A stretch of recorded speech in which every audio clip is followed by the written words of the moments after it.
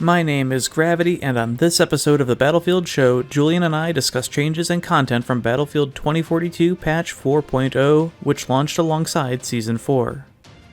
UI changes. A major pass at Game UI has significantly improved the game. We take a look at new improvements. Flashpoint, a new 2042 map is here. What are our thoughts after a week of gameplay? A new specialist. How does Camila Blasco fit in terms of 2042 gameplay? Season 4 content. New weapons, gadgets, and a new vehicle. How do these stack up? Joining us this week to discuss all these topics and more is Rickshade, community manager and administrator of the Overly Mediocre Gamers community. This is the Battlefield Show.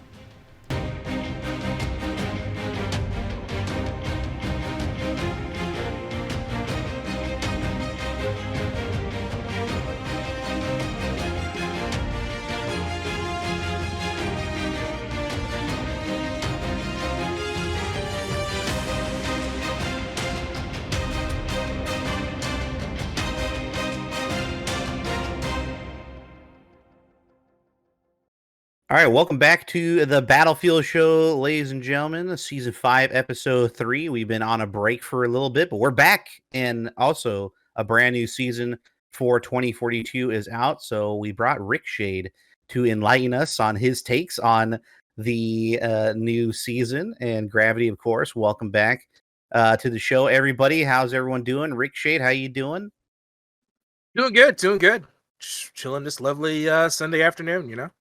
Yeah, that was full of sports. I was watching sports all day today. I know, Grab, you don't like sports too much, but it has been crazy. I'm telling you. Rickshay, you were watching some stuff too. Where I think we were talking about some baseball, the rule changes and whatnot.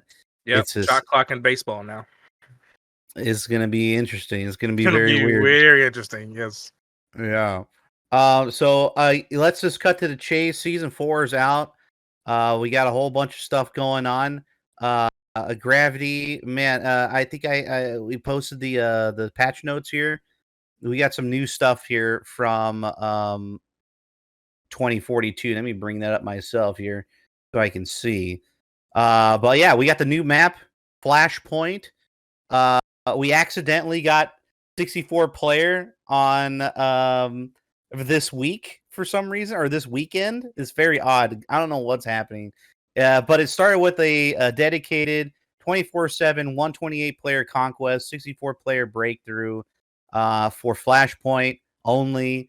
And on Friday Night Battlefield, we had 64 player Flashpoint, but it was like amped up, which I don't really enjoy too much, but we got to enjoy 64 player on Flashpoint. And then for some reason, the day on Saturday and today, we can play Flashpoint on 64 player, even though it is said it's labeled as 128, which I found kind of weird.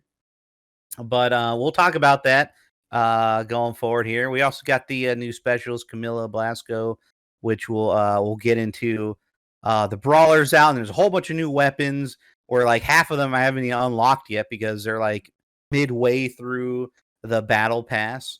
And then more explosive spam. So we'll be talking all about that coming up right now. But what I really wanted to talk about are the updates coming up in season 4. Let's start with UI. That seems to be a huge thing right now.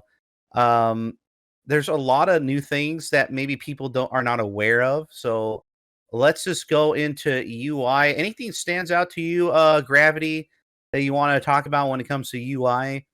Yeah, you can scale the minimap up finally. Yay! It's one of my huge desired changes. Little asterisk there. You can only update it to like 125% of what it was. So I want it to be 200%, much bigger. I'll take the change, but I think a little bit more would be great. They also tweaked the icons, the clarity, the opacity of the icons on the minimap, which is really great. The scale and the zoom of it is really nice. And they added the verticality markers on it. So there's a arrow down if the player on the minimap is below you, and if there's an arrow up arrow if there's an enemy above you. So you can kind of clarify where on the minimap you should be looking for enemies if you're looking at the minimap. All around, fantastic changes. Yeah, Rickshade, you notice anything different playing game to game? Not really. I did see some things kind of like change a little bit that I have to go back through.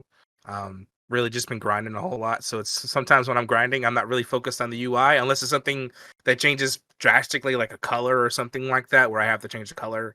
I think Well, I've noticed I'm not seeing the player kill feed as much as I used to, or something happened. I can't remember exactly what happened. I noticed something the other day where something had changed, and I was like, "Wait, what happened?" And it was either the player kill streak or something like that, or I can't remember. Something disappeared, and I got to go back through and readjust it. But nothing really out of the ordinary for me, at least. Well, I mean, I think the biggest change is what the UI team when it comes to going from server to server. Like in the beginning, there's a long ass intro. There's that Oh loading yeah, screen with the condor is gone now when you're loading up into or matchmaking.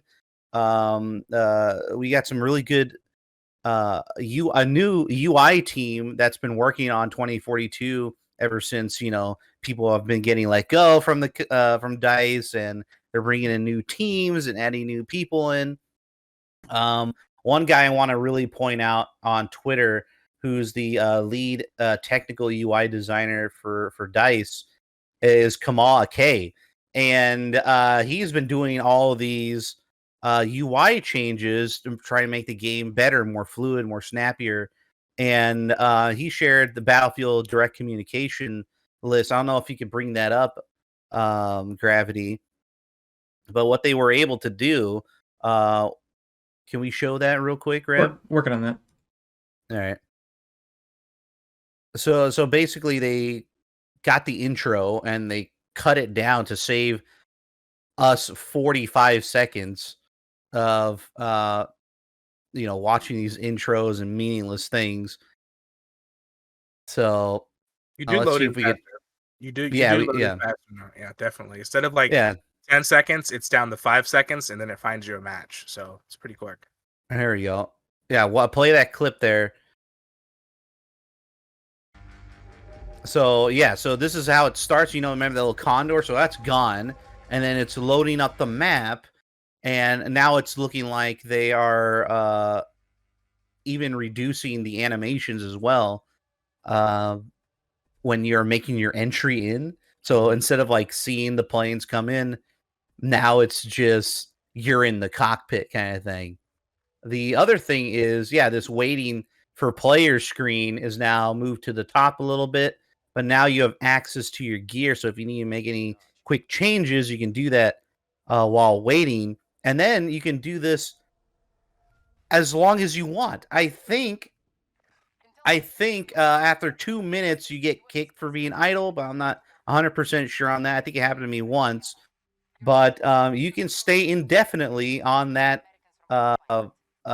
menu and not being automatically put into the game, the auto spawns. So they have gotten rid of that. It was one of my biggest critiques. And now you can just get into the game. Look at that. Look at all the time you saved on that. So that's a huge update from season 3 to now to season 4. And you just get more Battlefield. So I think it's a huge thing. And not a lot of people have realized that this is the case because I mean that's what the UI team's supposed to do. They're supposed to make things snappier and faster to where you don't even notice because it feels normal to just start playing the game, to get in, like Call of Duty, right? You just load up, you're in, right?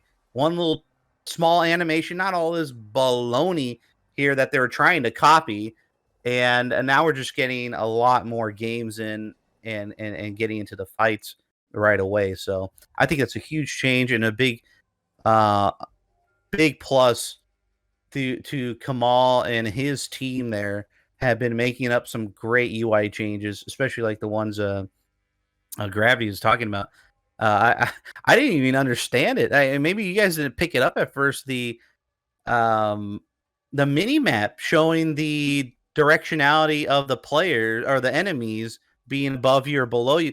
Yeah, I didn't realize that till someone like posted that on Twitter. For me to realize that. Did you guys notice that right away? I thought it was just like a design thing or something. We noticed it right No, away I- during the during the play, like the content creator stuff. It was like, oh, this is new. Yeah.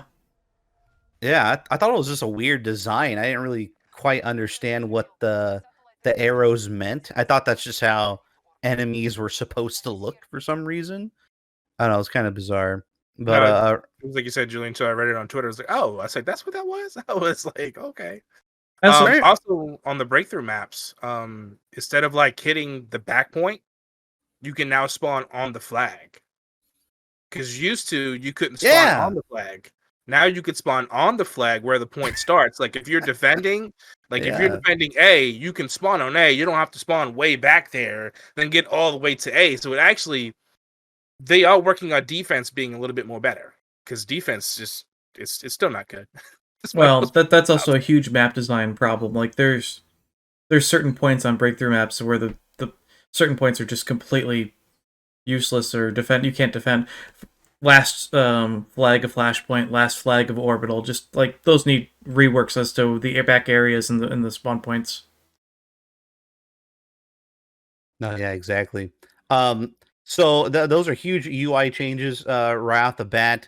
Lots of quality of life improvements that people are noticing, and in turn, you're getting more time to play the game. And it should have been from the beginning. They're just chasing trends at the beginning, and it's just getting it was just so many annoying decisions they made at the beginning just to chase trends, and it was really not good. So now they're trying to make amends with that and make it better, and I think they're nailing it right now. One other thing that they brought up in their little podcast that they're doing, which thank God they're finally doing an official podcast. They should have been doing that for Battlefield 5 because that game was a total mess, total wreck. So I'm glad they're doing it now. It's fantastic. They're talking a lot about trying to answer people's questions, even though they dodged quite a bit of them. But one of the big things, I think, Gravity, you brought it up about all chat. Did they say anything about that? They said that they have received a lot of criticism and a lot of feedback. Oh yeah, I don't know how long that's been going on, right? About the necessity or the feasibility of all chat, and they said that there will be an update regarding all chat, or they will have like some from their end in upcoming patch notes, and they also followed that up with saying the community will likely be pleased. So that was from the podcast, and that's about all that we have from that. So in a further update, who knows? We could be getting all chat again, which would be great. However, I just want to point out that if they're going to do all chat, I really hope that they tweak the chat menu in game, because right now there's a huge bunch of space that's between the actual chat window and kind of the corner of the corner of your monitor. I would like to see the chat window pushed farther up to the left, and I would like to see at least 2 or 3 extra lines for the extra chat, because if you're going to play 128 players, you need to have a little bit more extra reading room so things just aren't flying by in the chat. Right. Wasn't there in previous games where you can actually interact with the chat box and use a scroll menu? Boy, if there was, I haven't seen that in a long time. I don't remember. Yeah, I feel like it's been forever. The only thing I remember is you can have the option to hide it and pop it out, or when active, but that's it. Okay. Well, anyway, I am very rude, and I forgot to get to know Rickshade here and talk about it. I got too ahead of myself. I was like, oh my God, season 4. Oh, look at all the new things. Oh, wait, Rickshade's here. We got to get to know Rickshade, so I apologize for that. Okay. Rickshade, let's just go through your background. Where did you start playing Battlefield? And then we'll get into all the season 4 myths right now. So I was introduced to Battlefield during Battlefield 3. I had a friend, a coworker. I was always telling me about Battlefield, and he was telling me about the rendezvous and all that stuff. You can jump out of planes, and I'm like, what? I was like, there's no video game like that. He's like, yes, it is. I was like, because the only game I played was before that was Call of Duty. I would play on the friend's house or something on the weekend. So eventually, finally, I got an Xbox 360. I bought the Battlefield 3. I just only played the campaign then, And what hooked me was the fact that there was destruction. Like, who doesn't love destruction in a video game? Now it feels like real war. So I played that on and off the campaign. I wasn't really into multiplayer. And then I think I skipped the 4. And then Battlefield 1 came out. The Great War. Like, as a history buff, that just grabbed my attention, because I'm into World War I, World War II. And that's when I really got into Battlefield, was Battlefield 1. I really got into the community. That's when I found out about Twitch and all that stuff, and I met all these toxic streamers. Not just messing. Yeah. No, I met a lot of good people in this community. I met a lot of really good people that taught me things. I'm no longer the guy in the back of the map sniping, being a little cunt in the back of the map. Oh, good. I'm the guy pushing the flag, like, yeah, let's go, team, let's go. Now I'm telling the campers, man, get over from the back of the map, man. Come on, get over here. It just takes a little bit of courage to get up there. That's all. You just want to learn as you. I think in normal video games, you should have a normal progression to where how can I be better or how can I have more fun in the video game. That's that was my aspect. And Battlefield 1, I was on and off, and I was really enjoying the game, the aspect of World War I and historical events. Then Battlefield 5 came. I thought really Battlefield 5 when that came out, it was going to be phenomenal, and well, we know what happened with that. And I did pretty good. And then here I am in Battlefield 2042, just hanging out with the rest of you guys, wondering where everybody else is at. No. Since you started at BF3, out of all the ones you've played since, what's your favorite? I'd have to say BF3 because it's my first true love, Okay. I'd have to say that. It's a good answer. Good. And your communities. You're still with what the freak? What's Overly Brothers? Mediocre Gamers? Yeah, Mediocre Gamers. Yeah, you still with them? Yes, sir. Still with them.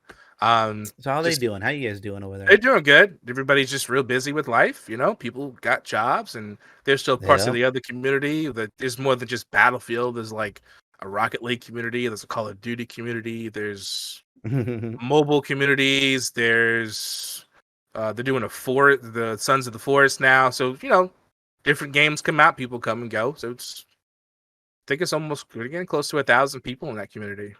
Wow. So how many for Battlefield? You guys are pretty big too, huh? I don't know. I know it's about 4 platoons. So 400 people. 400 people. A lot. Yeah. My lord. It's fantastic. And you're one of the team leaders? Yes, I helped manage with Steve. I helped the community Battlefield when we did a lot of Battlefield events. I help run the community with him. I'm also an administrator, so I make sure whatever happens in that Discord, that stuff, like admin approve and all that stuff. So, do you guys have any plans coming up? Any events that maybe we should be aware of, or you guys just casually playing right now? We're just casually playing OMG. We're just updating. Just like you, we're like reading season 4.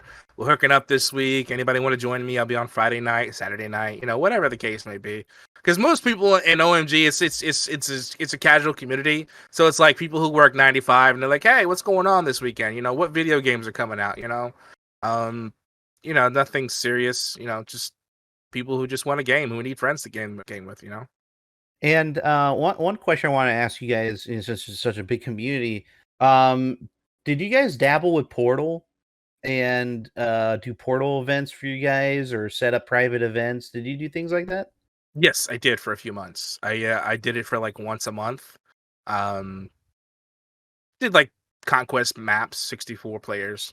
Because we have not just infantry people, but we also have vehicle people. We have a lot of vehicle people in there too who like to play their tanks and helicopters, and we try to have a good time. We try to tell people like, hey, like, don't get too sweaty out there, just have a little fun, because some people are really good. It's like, and then some people they just, so it's all about having fun, getting together. So so what changed? Why aren't you guys still using Portal stuff? I don't know, man. People feels like there's a lack of At one point in season 3, I feel like there was a lack of content. It just felt like there was nothing to push together to emphasize why we should play Battlefield 3. Most people had pretty much maxed out on the season within the first month, so it just sometimes I think there's a lack of content. That's why. Yeah. I mean, what do you wish for when it comes to content? As far as content, I guess more than just one map every 4 to 6 months. I guess it's like, well, I mean, that's what I'm trying to figure out. Like, I know you would. I'm trying to play devil's advocate here. Like, I know what people want right now, and that's more I know, maps. yeah. It's I it just just want to feels like see, there's like, more maps now. There's more guns and stuff, so maybe we will, if people want to get together again and do 32 versus 32, and I invite OMG, GWC, whoever else is out there. I don't care who you play with. You're more than welcome to come in the server. Just have a good time, and don't be toxic or anything, and just do an occasional teabag to say hey to your friend. But what I mean, I'm trying to get at is what would be the acceptable amount of maps per season if they're going to continue doing live service and seasonal content. What do you want to see, Rickshade, when it comes to maps? I guess What's I want to see acceptable? more. I guess I want to see more close quarter action. I'm so tired of walking in the middle of the desert or in the middle of the grassy knoll and just Okay. getting blown away. I know they're trying to focus on more supposedly close quarter areas of the maps, but it's like, dude, like, I'm not saying I want Operation Locker, but it would be nice to be like I feel like something like was it Hourglass, the big desert with the Yeah. soccer stadium? I think maybe they should have brought the stadium even closer and just have the fight in the city, just a huge city, just a Like city, more urban. for like city of Shanghai, whatever it is, or Shanghai in Battlefield 4.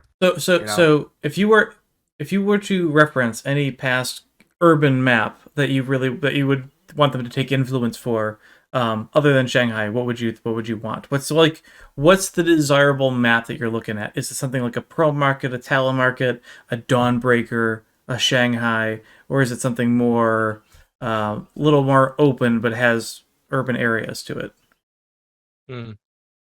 I could see a little bit more open, so if vehicles need to recover, or something like that, or to hide, or to get away, or for at least helicopters or something like that, because you don't want it totally secluded. Does a Zavad 311 kind of remake fit that bill, or do you want something a little more? Actually, Zavad's perfect. Zavad's perfect. Okay. Zavad, yeah, I would definitely say Zavad was one of those maps I always enjoyed playing over the past years, where it was just like you have the middle section of the map, and you had the outsides, but it wasn't like it was too far. It was just like, yeah, I'm only 50 meters from the next point. It's not like I'm 500 meters away from the next point, and I need to grab an Uber to the next flag. So playing devil's advocate now with this new map, there's those 73 flags that are really, really close to each other, and there's a lot of cover in between those. And then kind of as the flags push out left and right, they're a little more spaced and there's more vehicle movement. Does that kind of fit the bill, or do you have problems with the new Flashpoint map? So the problem I have with the new map is that there's too much of, I guess too many people are on the outside of the map and they're just constantly shooting in. So it just feels like you have no cover from the outside hills. It's just like, it's like, you're walking down a valley and there's people shooting down at you. That's what it feels like. You're walking through a valley and it's just like, I'm like you just, as soon as you like turn around, as soon as you open a door, you're getting shot in the head. Right. Because there's somebody outside looking at you with a 3x scope. So that's, I granted the map has its good portions, like you said, the bottom portions where you go through the tunnels and you got all the that's the D flag. That's the D flag is the one that's underneath in the tunnels, and I think we'll go into a little bit deep dive into Flashpoint in just a minute here. I just kind of wanted to kind of get your thoughts as to what kind of maps you were looking for them to actually add in the game. Like, is Flashpoint a step in the right direction? Is Spearhead a step in the right direction? Or do you want them to do something a little different for the next map? Or I guess they're not going to be another map. There's just going to be whatever the season 5 map is. Yeah. Whatever the Battlefield 4 map, or the map associated with Battlefield 4. Yeah. Supposedly. So, I'll go over that later when we go over the season content. But yeah, I guess I suppose I just want more of a close quarters area where I'm not just being constantly exposed to snipers. I mean, I know snipers are a thing. Don't get me wrong, but it shouldn't feel like I'm looking left and right. You know what I mean? So Gotcha. What was that French map in Battlefield 3 with all the facades that you can break down? What was that map called again? In Battlefield 3? Seine, is it Seine Crossing? Is that what it was? Oh, yeah, Seine Crossing, yeah. The one in Paris, yeah. Yeah, so that's like the kind of map I miss from 2042. Like, there's no map like that in 2042, and it's a sprawling city. Hell, there's a lot of city maps in BF1 that I kind of enjoyed as well. But like the underground had a pretty good city thing going on, especially when you're above ground. In the back, I thought that was very exciting. But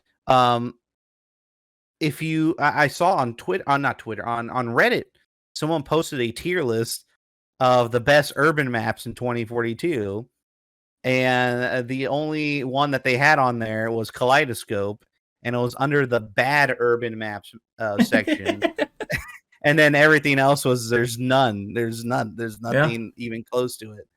So I missed that. So we were having a bit of discussion about urban maps and why they might not work in 2042, and it largely comes down to specialists. The thing is, you could make a map like Dawnbreaker or Shanghai probably in 2042 and get away with it, but that's only because the verticality would be so high that you wouldn't have a thing like McKay breaking the map by jumping on low-hanging fruit buildings. Like, you couldn't remaster Pearl Market or something like that because or even Karkan, because McKay's just gonna break the buildings and jump on top of everything and get places where he shouldn't be. So you could do like a Dawnbreaker thing, but then you can't have even more close quarters maps like Epicenter or Metro, because obviously then you have the Dozers, the Sundances, the Boruses, the Crawfords. Things just, specialists and their abilities just kind of ruin a lot of map types in this game unless they really put their thought and effort into designing something properly. So it's going to be an issue going forward unless specialists are a thing of the past. Yeah. I was thinking about well, let's just talk about Flashpoint. Sure. Let's just get into the map and what they're trying to do here. So this is another one of their DLC linear maps that they're trying to do, like kind of that dude that's always on the podcast that is trying. He's like the lead designer, I think, or level designer, excuse me. And he wanted to feel like, how can we constrict the maps and make it like so you don't have to travel as far, and how can we make it flow better, and kind of like do an all-in-one package map to kind of please as many people as possible. This is the second one in a row that is following that kind of linearity and more classic Conquest too, not the whole sector stuff that's been going around. But it started with Stranded, right? Which is the boat map that was more 2042-esque, right? With the sectors like C had C1 and C2 kind of thing going on the boat, and then the four corners. So it's kind of like that map is quite different from what we got in season 3 with Spearhead.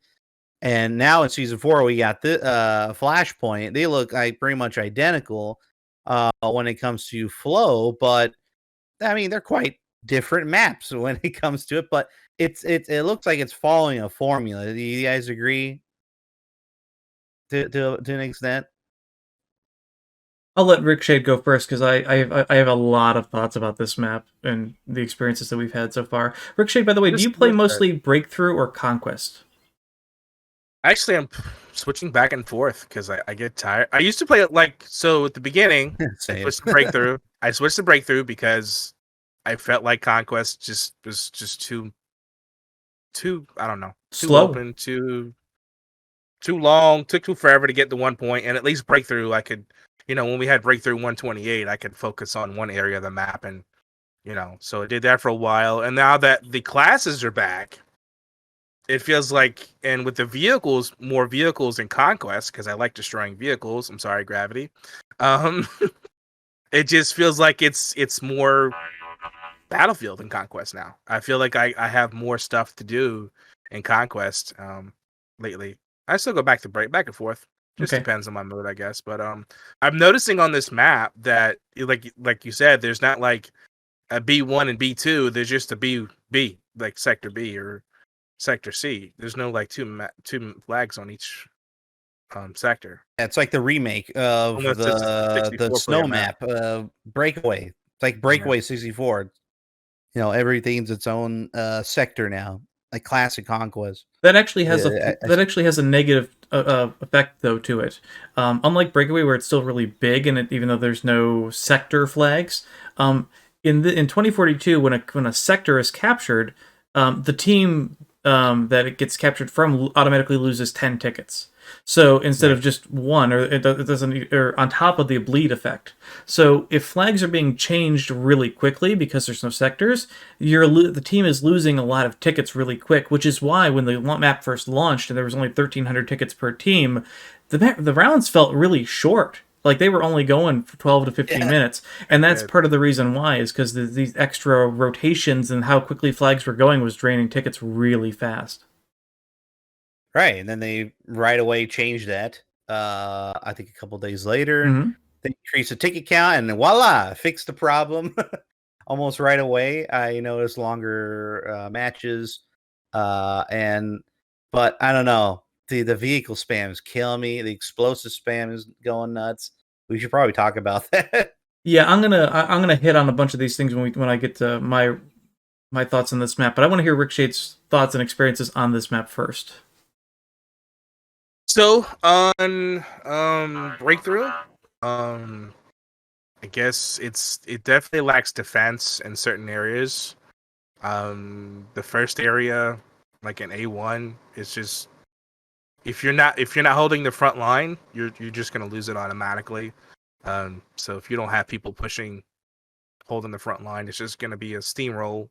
It doesn't get interesting until you get to the middle of the map, where it tends to be you have 2 points to capture. I think it's Sector D in Breakthrough, D1 and D2, and it can be that's where things get interesting, unless the team just doesn't care. But most of the time, my longest battles, I would probably say you could spend anywhere from 10 to 15 minutes on that point if you have a really good balanced side, from each side on Sector D. You're just going back and forth. You try capturing this flag. Too many people go to the other flag. It's going back and forth. Then finally somebody says, I had enough, and they come in and then Sector E is kind of like, if you get on the roof, it's over. If their team's already on the roof. For some reason, capturing the flag, I don't know why they did this, but you can capture the flag on top of the roof and Breakthrough. So it's I do remember that, yeah. like a vertical capture now. Can you do that in Delta 1? Yeah, Delta 1, yeah. You can capture on the roof there? Mm-hmm. I don't think Is it like the whole building? I don't think you can capture on the roof of that one. I know the final flag you definitely can capture from the roof. I'm not sure about the Delta 1 flag. No, Delta 1 and Delta 2, you could be on the roofs and capture it. Yeah, so Conquest, I'm still getting a feel for it. I like the fact that I can walk around a little bit more, see the tunnels. Because I know that little circle tunnel, what's that over there on what's it on this one? D1. So D1 on Conquest, it's not available in Breakthrough. They cut it off. I don't know why. Right. But it's kind of cool to see that effect, going down to the tunnel, fighting in the tunnels. It's so complex down there. At first, when you first get in, it was like, how the fuck do I get out of here? Like, where do I go? Like, there's only those 2 zip lines on the big hole, right? And then everything, it just seems like a long freeway down there. But it is a very complex, like, style looking map. But once you figure it out, you'll be able to get in and out of there pretty quick. But a lot of my fights are on the hills lately, fighting rats. Yeah. Constantly fighting rats. I just feel like I'm just constantly fighting people, like, get off the hill and push the flag. And I'm just like, and I'm responsible for spamming the SPH grenade launcher a lot lately. Right. But overall, I feel like Conquest is a little bit more than the breakthrough mode because I feel like I can, see more parts of the map, unless the team just like doesn't want to capture a flag. So, but when they're just completely being dominated and they're back at A1, and I'm like, so there's 64 players on one side of the flag, and we can't at least hold 2 flags. What is going on? So it's like, the only part I have problem with on this map is where C1 is. There's a lot of people that camp up there on that side of the hill. Yeah, North. There's a lot of people, especially tanks and LAVs and stuff. Like they like to camp the top of that hill right there. That's a big, big tanky camping area. Yeah, and there's less rockets now, and less people are using them, especially with Camila Blasco being out. She's recon, so she's the new stuff. That means automatically already less engineers, and people are taking advantage of this. What? There is not a shortage of engineers, man. Oh man, Yeah, there people is. People played Blasco, got the T1, and went back to Liz immediately. There's a ton of rockets everywhere. Yeah, well, I don't play much breakthrough, so I'm sure when the match starts at A1, you see like 10 Liz missiles go up in the sky and kill all your tanks. I've seen that like once because I don't play it that much. Even in Conquest, there's a lot of it, but yeah. In my experience, not in my time zone. Nobody uses that shit for some reason. But have you guys been experiencing the LATV spam from they're kind of like perched up on the hills and just shooting a 30 mil constantly. That back hill over there, and nobody uses the dummy rockets, man, or they're protected by the Irish Sentinels. You're right. It is very rare. It's very rare to see Irish be the specialist that they camp up on the hills with the 30s. You're right, and most of them are not Irish. It is kind of weird, but seems to be the trend. But it is extremely annoying, that's for sure. It just goes to show that the transport vehicles should not be having those things on there. Yeah. Because of how readily available they are, and stuff like that. So I don't know. I have my grievances about the map, but again, you guys agree that there is this trend with map design moving forward, is there not? So with regards to 2042 map design, there's definitely a trend towards it. I think for the most part, it's probably for the best. Yes. It's because the thing is, if you're going to do a linear map like this is about as big as you can get, right? Because you need to make it elongated for 128 players, because you make it shorter and then it's really a meat grinder and the experience in the middle, no matter what flags you have on it. And Spearhead did a really good job at least spreading out 128 players on it, for the most part. This map does, I think, less of a good job at that, because I don't know about you, but if I'm playing Conquest, I've never been on the gimme flags ever. Like, the majority of action is always these 3 flags, and if you don't have those, it's getting back to them. And so, with regard to the hills and stuff, there's this back area here. Nobody goes down there unless you're moving a vehicle through. But so what you see most of the time is 40 players versus 40 players coming in this direction, and they just go at it in that tight infantry open area. And like Rickshade said, these hills, from either if it's from this back area, there's this back area, there's the hill here, the hill over here. These provide such verticality that you can just get shot in the buildings, on the rooftops, on the refinery, out on the other hilltops. It's a complete mess as far as room and cover. Even while you're in the inside of these buildings, all the walls come off, so you can absolutely just shoot inside those buildings for the most part and get kills. This D1 flag, we got a lot to talk about there, but we were talking about the inside tunnels and how those the 2 grappling hooks go up the shaft. They lead you right in the open. They just come out in the middle of nowhere, and you just get shot at, and those things get camped during Conquest like mad, and they can be at least those actually can be accessed in Breakthrough as well. That's kind of wild. one of the interesting things I read about this. 50%. Yeah, one of the things that were interesting thing about this map was it wasn't designed by DICE. It was designed by Ripple Effect. We did learn that, and this was probably the first map that they've designed, as far as we know, since the Portal maps. What we assume was DICE or Ripple Effect as well.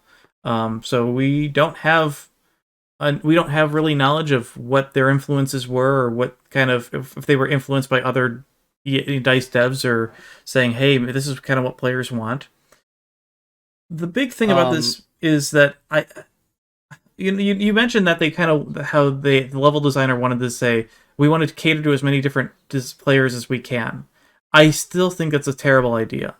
Trying to accomplish everything on a map it's not worth it. You can't have a bunch of vehicles on a tight map like this. At least some map in 2042 needs to have restricted vehicles. Not every map needs to have jets. Not every map needs to have condors or attack helicopters, right? It's kind of ridiculous. And we have maps like players like the Nightbird pilots like Ash and Silk who are using these hills for cover and just obliterating servers with the helicopters, scout helos now, because there's cover for the helos and there's a ton of just free farm on the hills. And there's no cover in between. As far as design of this map goes, I have one more point on this. Okay. I don't know how your experience is on Conquest, but because of the amount of players on 128, and I really want to see the 64 version, how that plays differently, but it feels like your players everywhere, all the time, every direction. Like, you find one person, you get shot in the back. You go camp a spawn, and you get shot in the back. There's always tons of players in different directions from different verticality, and it makes the game extremely frustrating. On top of that, because of these three flags largely being such a tight, confined space, where do you put the spawn points for those flags? You put them far away, and you put them out in the open. And that is what you find on a lot of these flags. The E1 flags, the spawns are back here out in the open. The C1 flags, they're out in the open in this little container area. The D1 flag, they're out in the middle, or no, the other C1 flag is down out in the middle of the valley, out in the middle of nowhere. The D1 flags, hilariously, there's only 2 major spawn points for this. They're at the bottom of the bowl of the fish tank, where you can get shot from above, or they're in clear line of sight up the ramp up from the flag radius, where you can literally have a person spawn camp 15 people in a row just because there's only two spawn points there. It's really terrible it's really terrible spawn point design. I hate spawning at Dean. I hate it at that point because I kept spawning in the basement. I'm like, I don't want to be in the basement. I get it. Like, I don't want to be in the basement half the time. Right. They should add some spawns up top, like near there's like those little buildings next to the cranes or down there. Yeah. What the heck? Like, just spawn me above ground for once. Yeah. And you can bring a tank up to that back row and just camp these buildings and that whole spawn point down there like nobody's business. It's a really tight meat grinder mess, and the spawn camping on this map is absolutely insane. And that is one of the biggest problems with it. Between that and the verticality, and there's no cover on the hills, and you're always being shot within. I mean, I would give the Conquest version like a 4 out of 10 as far as if I had to rate the map. Breakthrough, I have good experiences and bad experiences. I think the first sector of Breakthrough is still way too much of a meat grinder. It's too small of a flag radius. It shoves 64 players, or most of them, right point blank in front of each other, tossing nothing but smoke, grenades, C4, everything. The tank and the vehicles is just an easy free farm. A couple HE shells or the Condor can just destroy everything. Second, third, and fourth sectors are better. The F flag needs to be reworked because the Russian team or the defending team always spawns really far away. The rooftop should not be accessible for the capture point because the other team can't get back there in time.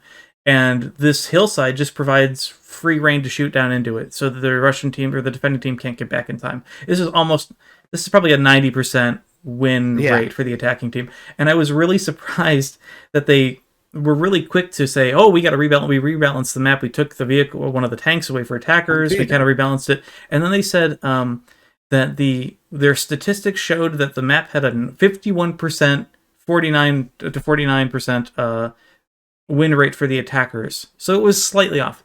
And I don't know about your experience, but that is certainly not the case. It feels like attackers win far more than 51%. They do. And I think they do. I mean, it's not from even what I just think. this map, it's any other map. I feel like the attackers win 60-70% of the time in most of the breakthrough maps because it's just lack of defense, lack of tools, lack of cover. Yeah, it's.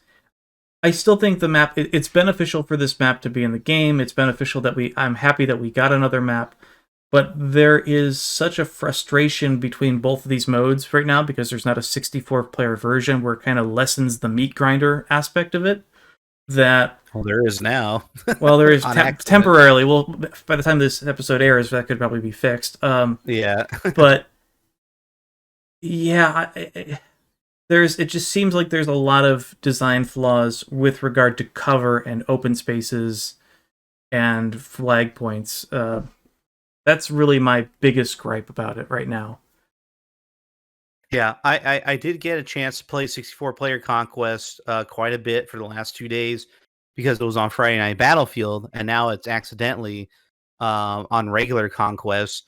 It's all over the place for me, to be honest, and maybe that's why I'm getting more and more frustrated, is because there's a lot of frustrating things going on in this map, especially with the stuff you're talking about with the spawns and the hills and the verticality spam and explosive spam. Like, it's just crazy. And sometimes I can't handle it. Sometimes I just lose like every game in a row.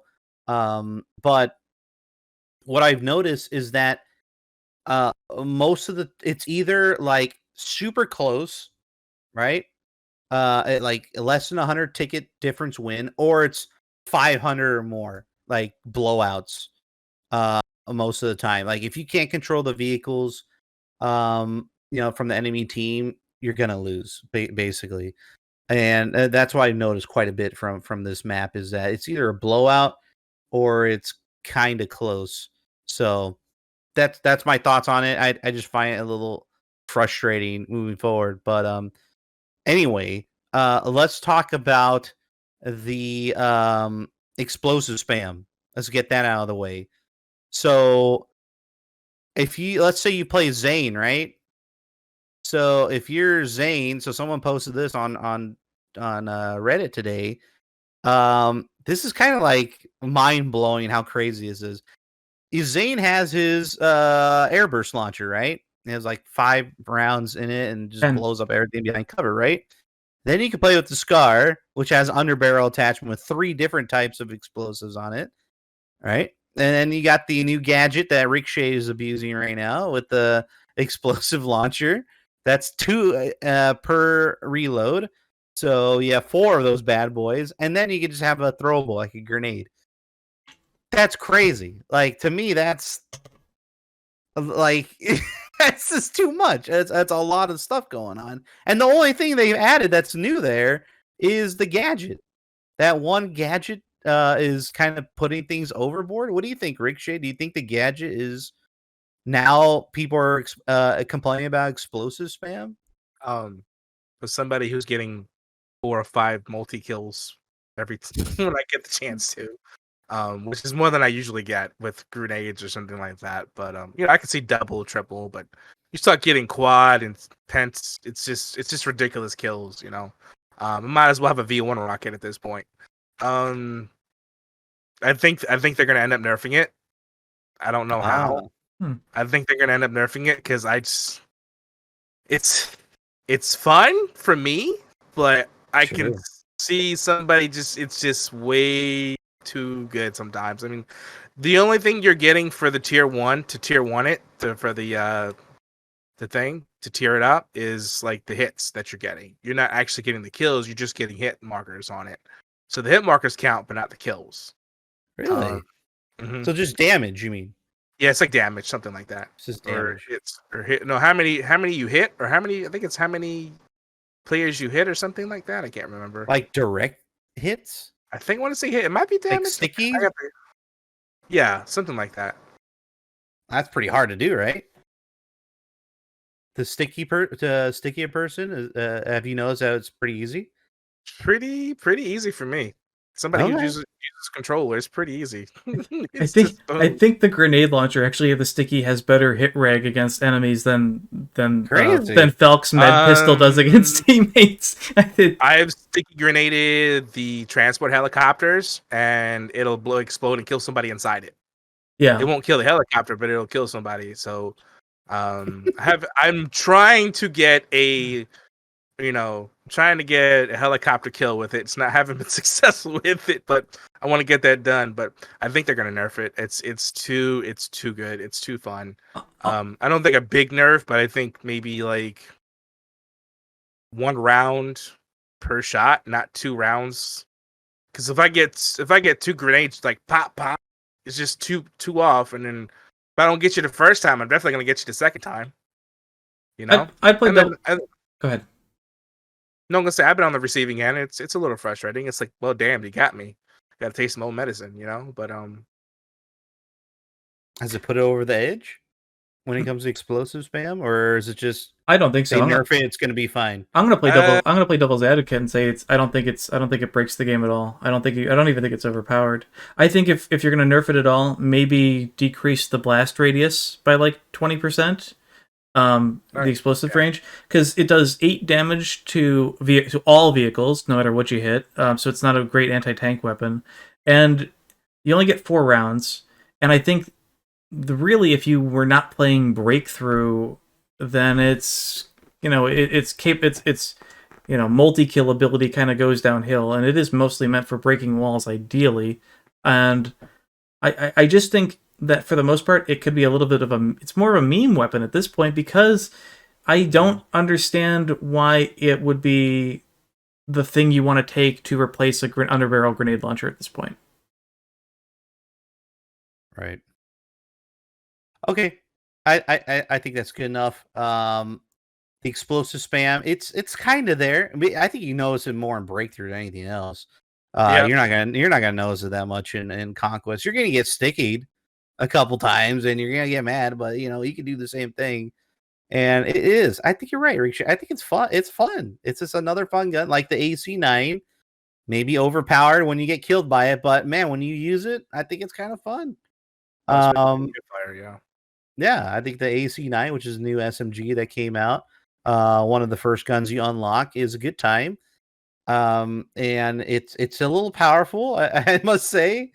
I don't know if it's as good as the K30 when it comes to the drum magazine and whatnot, but I think it's fine. But anyway, let's talk about the new specialist and all the static noises she produces. So let's start with you, Rickshade. Have you tried Camila Blasco out, and what's your experience so far? I've tried her. I tried it like the first 2 or 3 days. She wasn't my thing. I just didn't feel like I needed to play with her. I guess I could see why she's there. She blocks signals from certain things. I guess. She's sort of like, she's Irish in a nutshell, blocking things from coming in, like shells or lock-ons, I should say. Yeah, That's the main thing. She also exposes I guess certain things around, like could be claymores or something like that, or any other or block the beacons or something like that. I think that it does, right? Or I don't think it blocks beat, but it like spots all enemy spots all enemy gadgets. equipment. Yeah. Yeah. Some people have already tier wonder within like the first day or two. And I was like, Yeah. I'm like, I just didn't feel the need to. I mean, some people might enjoy it. I just didn't. It wasn't my cup of tea. Yeah. Grav, did you get a chance to play with Blasco? No, and it's not that I didn't have a chance to. I just preferred not to. I didn't think that she was worth. The specialist wasn't worth my my time on that. I've seen the beacon do kind of pretty good job at deflecting lock-ons and things, and that's great. I think the effect it has against enemy infantry with kind of taking away their mini-map is kind of annoying. Maybe a little overkill on things. I don't mind buzzing out lock-ons and things, but I do mind not having a mini map and shorting that out, especially in Breakthrough, where it's kind of got a pretty large radius on it. The other thing is the ability for her passive, where she doesn't get tripped by um, detectables like motion balls or tugs or anything like that. She also doesn't get attracted any fire from Boris's sentry gun, but she does attract shots from the Ranger. So I don't know if that was an oversight or if that was intended, but that's one of the weird things. I think realistically she's pretty powerful in the ability to not have lock-ons. I just think that just straight up going Irish or something might be just straight up better at this point. It's a kind of I think she's very situational. Yeah. Yeah, I agree. Every recon is. The biggest thing is their the spawn beacon. The spawn beacon spam was crazy in the first day when everyone like has her unlocked like automatically, I think. And the beacons were crazy because people were popping out of everywhere. I just didn't know where they're coming from. But the thing is that I die less when I'm playing Blasco, and that's because I don't get spotted on the mini map that much, or if at all. And I am just surprised how much footsteps really is a thing in this game. You're very loud especially in 64 player conquest. So people just know where you're coming from just by sight. So if you play as Camila, like sure they're gonna having a general idea where you're coming from, but if you're like camping out in a building and whatnot, I think you're gonna survive more often because they just don't know where you are at that time. And I notice that a lot when I play. Like, how am I not dead yet? Like I should be dead by now, and I'm like running around and killing people and not being stuck because they don't know where the hell I am, and that's a huge thing. And I think people should realize that when playing as Camila is that you're basically a ninja. You're a ghost unless they hear you. So just putting that out there. If anyone wants to try Camila, if you want to be a ghost, basically, give her a try. I think you might survive more often. The biggest problem I have with her is her goddamn gadgets are so loud and annoying. There's beeping every like 2 seconds when it when it discovers a claymore or something. It goes wee wee, wee like a very loud a kind of like a signal ping or something.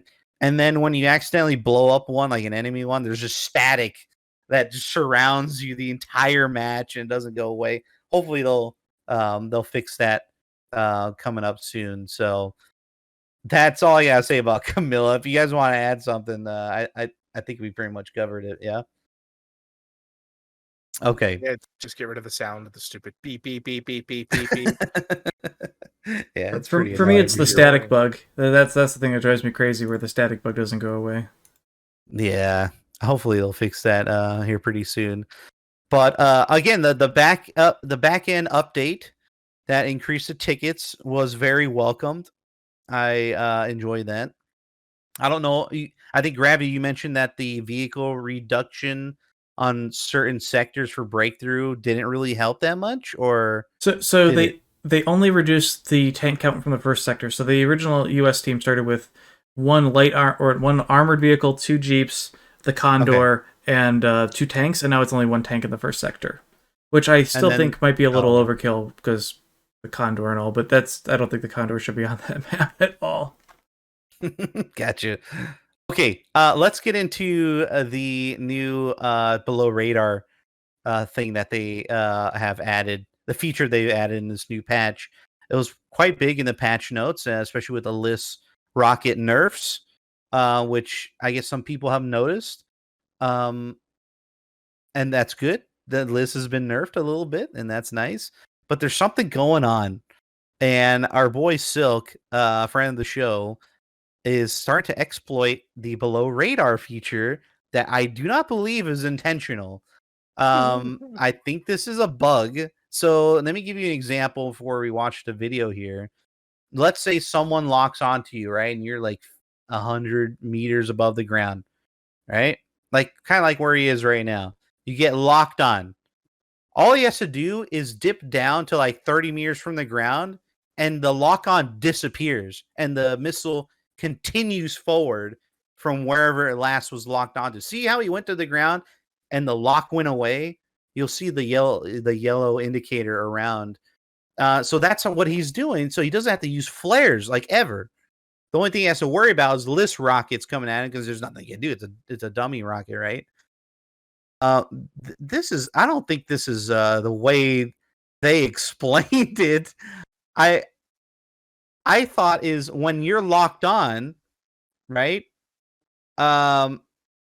You're gonna get locked on. It's gonna come get you. But if you're below radar, you can't get locked on. I feel like that's how that should work, right? This is just a bug. When you're below radar, the idea is that when you go below radar, you just can't be locked with a new lock-on missile, rather than whatever. If you have been locked and you've got a rocket incoming from when you've been above, that lock should still remain and shouldn't disappear. So yeah, this is just a bug. Oh my god! So watch out for this, ladies and gentlemen. I don't know when this is going to be fixed, but if you're flying, I mean, take advantage. I don't know if you should or not. I probably won't suggest it, but yeah, you're probably gonna have a lot more fun flying and dodging lock-on. So just go below radar and you're great. Get to go. So hey, great content for any pilot mains out there. This is your time to shine, okay? So that's just the last thing I wanted to talk about today. Any other topics that come to mind, Rickshade or Gravity, that you want to talk about for season 4? What about the guns, maybe?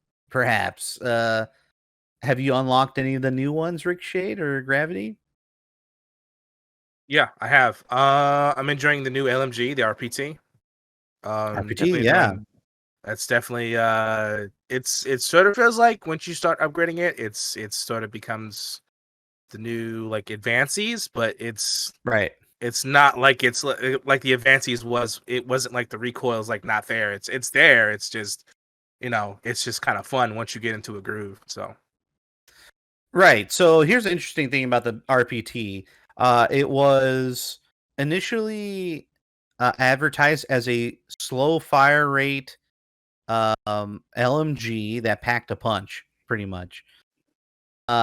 When you start I don't know if this is intended either. It might be a bug as well. But once you get the short barrel, which the short barrel is known to increase fire rate, right? Great. We get that. That's what happens, right? So when you get that, it shoots a little faster. Not too crazy. It's still slow fire rate. But then the last thing you unlock is the standard issue rounds. And now you get like, I think, 50 more RPM because you use the standard rounds? Yeah, the extended with the short barrel? Yeah, I wonder if this is a bug. This is a weird one. What is up with that? Like, that is, now it's an Advances, basically. So it's not like it was advertised at all. So if you're going to get into the new RPT, get the standard issue rounds, which are at the end, the last thing you unlock, and put the short barrel on, and you got an Advances, basically, and with barely any recoil, and it's a good time. So that's one thing I noticed from RPT. It's just, I don't know, man. Like, why can't they just... It doesn't really stand out now, in my opinion. I haven't unlocked the new assault rifle yet. I've heard some good things about it. Haven't had a chance to work with it yet. I will hype that thing up all day long. That is my new favorite addition. That, to me, that is the item of the season. I thought the ACP or whatever the new SMG was okay. I thought it was pretty good, but I don't think it did anything that was more unique or better than what you would get with the K30, especially with the drum mag. So I thought it was good, but I think the K30 still outshines it. The RPT, I would defer to you guys on that. It sounds like you guys have a better analysis on that than I do, because I really don't use it. That new, what is it? The AM68, RM68. That thing is amazing. I absolutely adore that rifle. It has pretty decent rate of fire, especially with the short barrel and the close quarters ammo. I think it gets up to 730 RPM, so it's not like the greatest thing, but it is pretty accurate and has pretty low recoil. So it's a very high tier gun for sure. I'm not sure if it would be better to have maybe a higher tier than the Scar right now still, but it's definitely up there for high end assault rifles. I think it's fantastic. So I think there's a misconception going around that it has it. Well, the misconception is the forcing on the suppressor. No, Like it's inherently built. No, So that is just you the don't have to basic. have that weird That thing. is just the default attachment that comes with it, and you don't have to have it on. No. Cool. So you can be unsuppressed, Yes. basically. Oh, there you go. Mm-hmm. There's that. And the canted iron sights is a feature on there. You can change that anytime you want, no matter what attachments you have. It's always going to be there. Bullpup design. So that's probably why it has no recoil. Or barely. It has it, but it's very wait. light. But the cool thing I like about it is it's not unbalanced. Like it only has a maximum of 30 rounds in any magazine. So you're not like spraying up, an AM40 40 rounds anywhere, right? Or M5A1 or what was it, 50 rounds of the AK. It's definitely pretty balanced. I think it's just no drum mag. Yeah, there's no drum mag on it, so that's definitely one of the advantages to it. I think even the high power rounds, which do a little bit more damage, actually only have a 20 round magazine. So it's a pretty balanced gun, but it is still pretty high tier. So I highly recommend it. Nice. And what was the last one? Oh yeah, the vault weapons. Oh god. Okay. I've been playing with the Type 88, and I like, oh my god, I had the honeymoon phase with it. I was like, oh, this is great. It sounds so good. I loved it in Portal with the little game modes I played with it on. Dude, the more I play with this, I just can't. I've resorted to using a bipod because I can't kill anything at distance. It doesn't have damage at distance. Like it's hit marker central with this gun. I hate it. I don't know. Have you guys tried it, Rickshade? Type 88? No, I haven't. No, not yet. It's on the list for this week. Grav, you tried it? No. Okay, so that's my announcement. It sucks. I hate it. SVD. Have you guys played with any of those? Yes, No. SVD. SVD is I was testing it in Portal. I think under 44, 43 meters. It's a 2-shot hit. Oh, is it one shot in the head like the M39? I think it's 1 shot in the head. I'm not sure, but I was doing the body shots, and it was like 2 body shots, and you were dead less than 44 meters. Okay. So it's like the EMR, but we don't know about the headshot thing. I haven't seen the headshot markers yet. So okay. Well, let me know on Twitter or something because I'm gonna be playing with that probably tonight, and if I notice it, I'll let you guys know. If it has that same bug, quote unquote, like it almost seems intentional because they. Oh, I don't know. Did they change something with the M39? I don't see anybody using that fucking gun, but it had that bug. Remember that bug with the it was 1-shot headshot for 40 meters, and then they only with the suppressor on it, which was very odd, right? That was a bug. But then now the regular barrel has the 1-shot headshot. And now it seems like it's intentional. So I wonder if the SVD is doing that as well or not. I haven't heard anything from anybody, so I'll try to keep you guys posted on that. But and yeah, that's it, right? I think that's all the weapons. The shotgun. I have not unlocked shotgun. it yet. Yeah, how is it?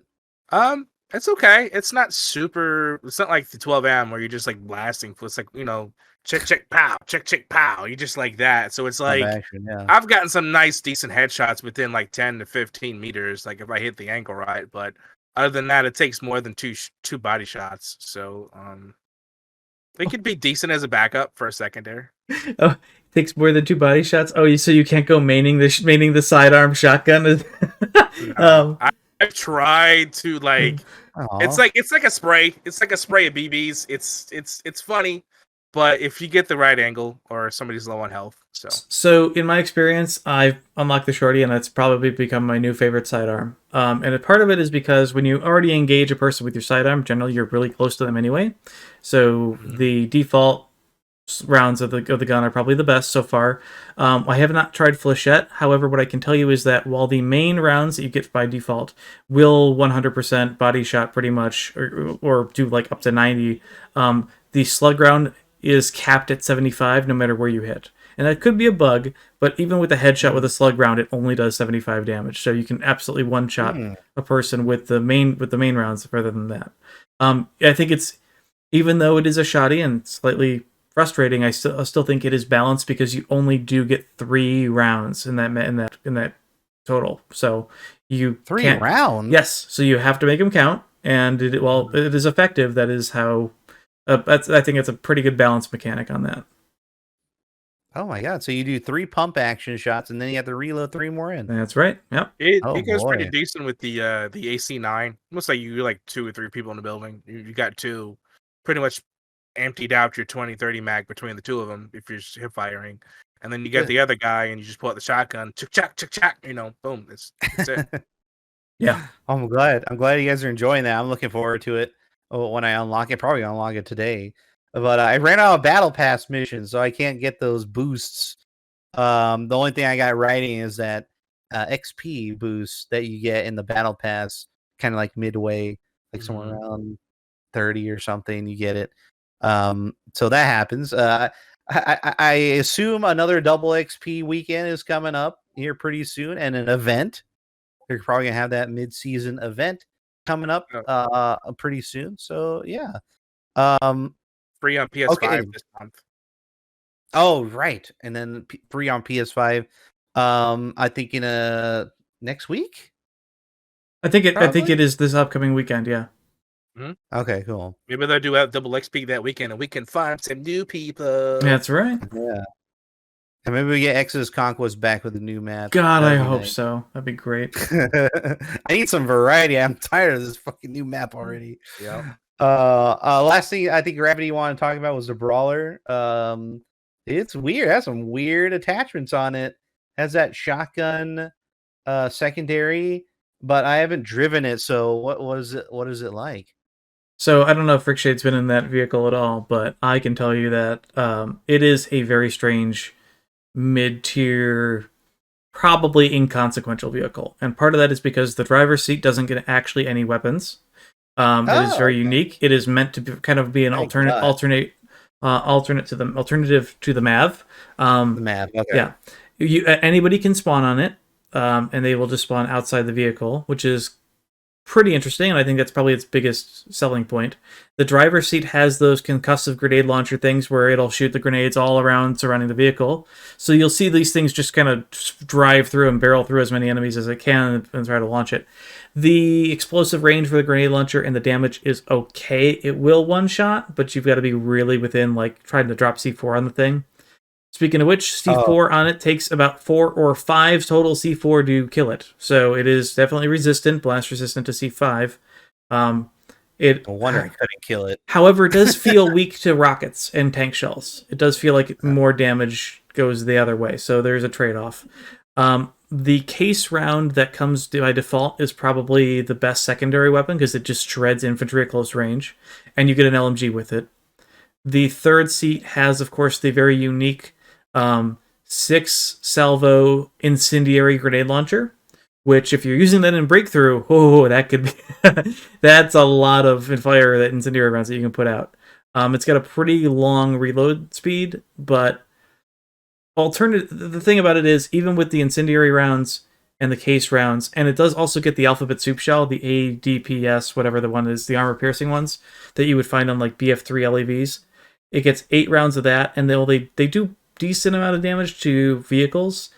It's still really non-combative. They're not competitive with tanks or wildcats or anything. And part of the reason with that is after you use all 8 rounds, you have to reload them one at a time, and it's a slow reload. So you can't actually like get a full mag reload of the 8 and go back at it again.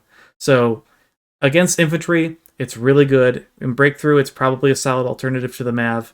But in Conquest, you probably won't see these too often, and they probably won't make too much of a difference. Sort of like a hybrid vehicle. Mm-hmm. It's kind of a hybrid. It was weird the few times I played with it. I mostly just ran people over because I'm a schmuck. But I don't. When I get in a vehicle, like it's to me, it's sort of like it's sort of like a little bit more heavy on the armor side as far as pushing, like with compared to the MAV, where the MAV should just be a transport, and this is a little bit more of a transport. But you could push a little bit more harder, I think. But it just depends on the team you got with it. You're definitely exposed if you're in the back seat. So I will say one thing about it. When it comes, it does have a couple upgrades for the driver's seat. So it will get APS eventually once you get enough assists and kills for it. The weird thing is, it doesn't come with thermal smoke as an option. None. So if you're trying to, by default it gets the regular smoke screen or whatever, but you have no thermal smoke upgrade, so you cannot stop javelins at all, or any lock-ons from helicopters or anything, or jets. So it makes it extremely weak in that regard once APS is down. Assuming you're even running APS, because repair tool is the other, or the instant repair is the other option. That kind of weakens it for me. Yeah. All right. Well, I think we covered just about everything in season 4. We also do have season 5 coming up. This is another 14-week season, correct? Or am I wrong about that? I did not check the dates on that. Okay, I think it is another 14-week one, so just like season 3. So 2 weeks longer than expected. And then we're gonna get season 5 that will not include a new specialist. There's no more new specials after this. This is it. Camila was the last one. And then we're getting a new map in season 5. That's that Battlefield 4. We saw some what was it? Early design concepts from it, art. And dude, doesn't it? I wanted to talk to Gravity about this. Doesn't it look like it's in the hills, that Giants from BF4? That screenshot, and I will try to find a picture of it if I can really quick, and if you guys can find a quick one, I'd be happy to talk about it and bring it up. But by default, I would say it definitely looks like a weird hybrid of Giants of Karelia and Zavad. The train line going right next to the factories is exactly what it would be in Zavad. The back area looks like Corella, doesn't it? Looks like Corella in the back area. Yep, and they did say it was inspired by a past BF4 map, not a full direct remake. The thing that kind of worries me is if they're going to go for this kind of building and hill design, isn't that exactly what they just happened with Flashpoint, and we exactly seeing all this hill camping, and if there's a bunch of hills on the map alongside a building, I wonder how effective or how much of an annoyance that'll be, given the how our experience with Flashpoint has been. I think I found it. Good. Okay, perfect. Let me see here. Yep, that is. Zavad, so this would be technically taking place in Russia, right? Zavad area. I mean, yeah, I guess it looks like a snow map. Assuming it's Zavad, that would be Russia-ish. Yeah. So now we got to bring something back to North America in season 6. Dude, wait, wasn't? Yeah. Okay, so no, we did Canada. We did Canada. We did Canada. I take that back. That's weird. Not yeah, we did Canada with the first season. One thing I wanted to bring up, which was very weird, I just thought of this now. That Ripple Effect is the ones that made this, but it was originally intended for Portal. Remember hearing about that? It was a smaller version of this Flashpoint, was meant to be a Portal in some fashion. That's not what that was not part of it was talked about in the podcast, how Flashpoint was originally an internal test environment for devs, and they liked it so much that they built a full map off of it. I'm not sure if it was meant for Portal. Okay. Yeah.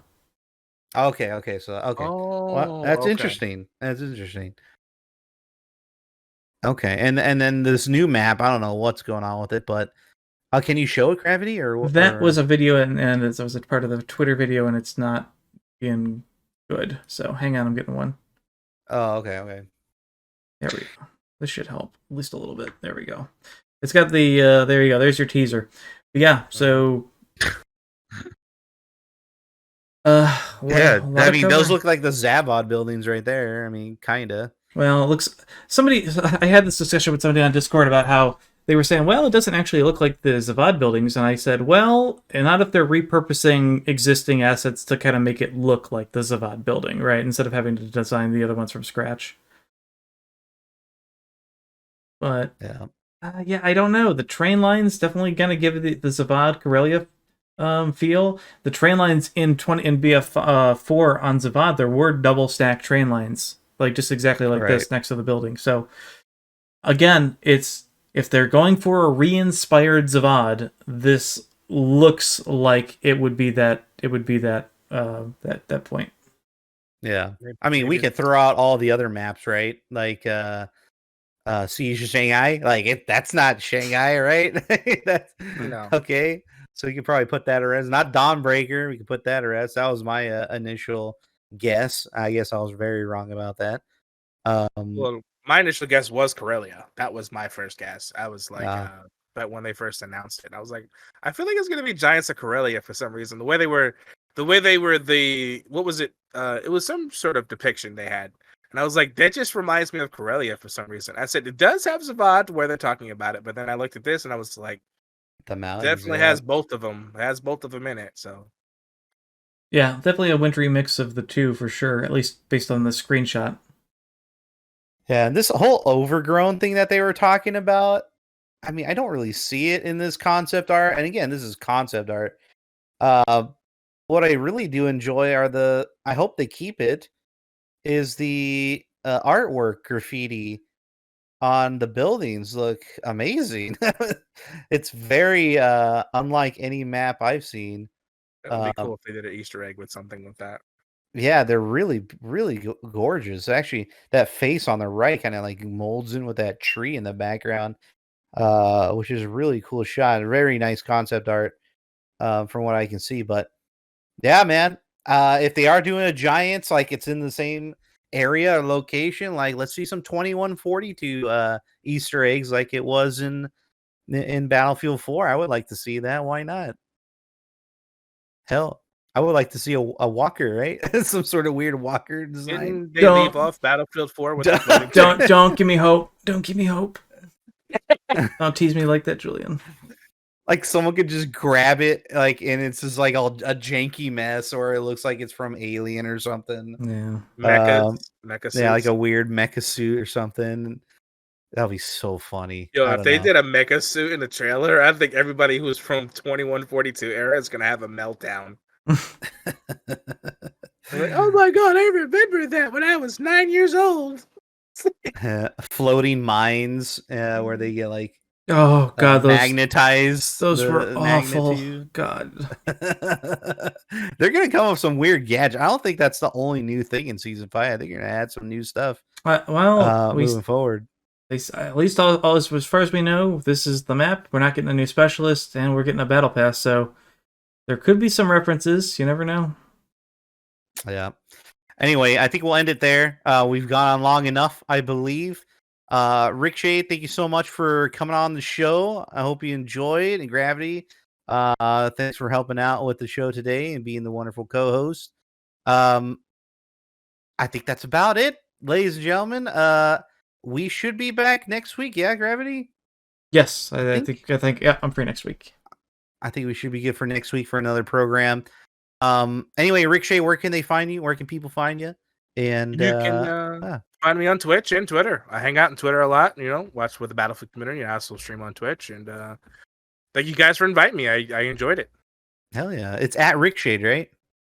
Yeah, at Rickshade3 on Twitter, and then it's twitch.tv/Rickshade, just like you see my name below. So excellent. We'll add the links down below. You can check out this whole podcast on every podcast platform out there. If you want to listen to the audio version, of course, we have the video one on YouTube. So go check out the pod show there. And thank you guys for watching. And have a good night. We'll see you next week. Bye-bye. Have a great one. And happy 13th birthday to Bad Company 2. Yay! Happy birthday, Bad Company 2. All right, guys. Have a good night. Bye bye. All right.